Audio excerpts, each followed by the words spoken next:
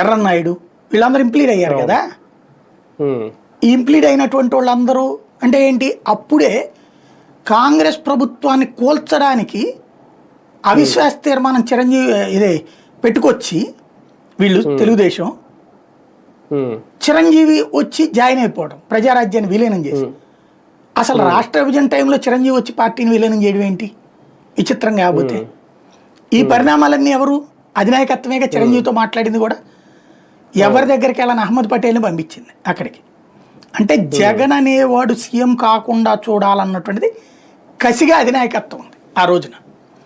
అధినాయకత్వం అంటే సోనియా గాంధీ అనేది ముందు, తెర వెనకాల షాడో ప్రైమ్ మినిస్టర్ ఆ రోజున రాహుల్ గాంధీ.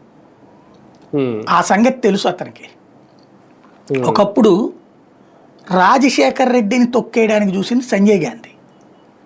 రాజశేఖర్ రెడ్డి టికెట్ కోసం వెళ్తే సంజయ్ గాంధీ మాకు తెలిసిన ఎవరిని పెట్టాలో పొమ్మన్నాడు.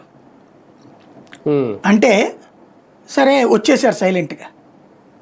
రాజారెడ్డి వేసిన స్కెచ్ ఏంటి, ఇందిరాగాంధీ అంటే రాజశేఖర రెడ్డి పవర్ ఏంటో మీకు తెలియదని ఇక్కడి నుంచి చెప్పారు ఇందిరాగాంధీ. సంజయ్ చూసుకుంటాడులే అంది సంజయ్ గాంధీ. అందుకని ఆ ఎలక్షన్స్లో తొలి బహిరంగ సభ కడపలో పెట్టాడు, ఇందిరాగాంధీ అటెండ్ అయ్యే సభ.